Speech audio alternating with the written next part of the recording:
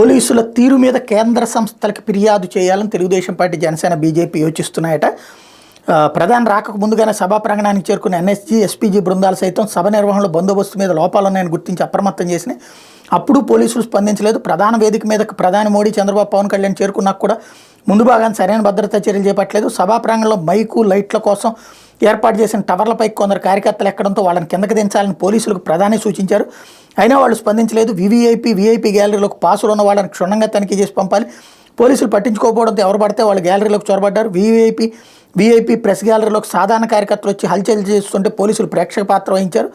Press గ్యాలరీలో కార్యకర్తలు చొచ్చుకొచ్చారు. Media ప్రతినిధులు వాళ్ళని బయటకు పంపాలని అక్కడ ఉన్న పోలీసులు చెప్పినా స్పందించలేదు.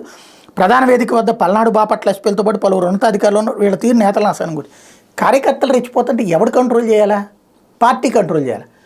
పార్టీ ఓ పక్కన ప్రధానమంత్రి చెప్తున్నా పట్టించుకోవట్లేదు, చంద్రబాబు చెప్తున్నా పట్టించుకోవట్లేదు, పవన్ కళ్యాణ్ చెప్తున్నా పట్టించుకోవట్లేదు. అంటే క్రమశిక్షణ ఎవరిలో లోపించింది?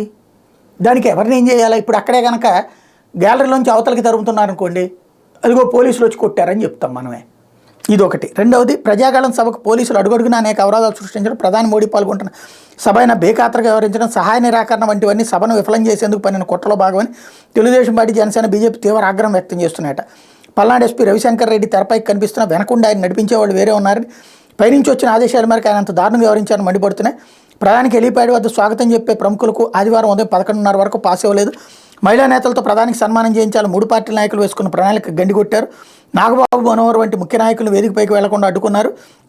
ఈ మొత్తం పరిణామాలపై తీవ్ర ఆగ్రహంతో ఉన్న 3 పార్టీల నాయకులు ప్రధాన పర్యటనలో పోలీసుల తీరుపై కేంద్ర సంస్థలకు ఫిర్యాదు చేసే యోచనలో ఉన్నారు. కొంచెం బుర్ర, బుద్ధి, జ్ఞానం ఉన్నోడు ఎవడైనా సరే ఈ వార్త రాస్తే నిజమేనేమో అనుకుంటారు. స్టేజీ మీదకి ఎవరు ఉండాలో తేల్చేది రాష్ట్ర పోలీసులు కాదు, ఎస్పీజీ, స్పెషల్ ప్రొటెక్షన్ గ్రూప్. వాళ్ళు ఇస్తే నాగబాబు గారి పేరు, నాదెళ్ల మనోహర్ పేరు వాళ్ళు పెడతారు పైన. అలా రాయకపోతే తప్పు పార్టీది కానీ వాళ్ళు కాదే. ఎవరిచ్చారు ఆ లిస్టు? ఆర్గనైజర్ అయిన తెలుగుదేశం ఇచ్చింది. వాళ్ళనేమనలేక పోలీసుల మీద పడి ఆడవటం.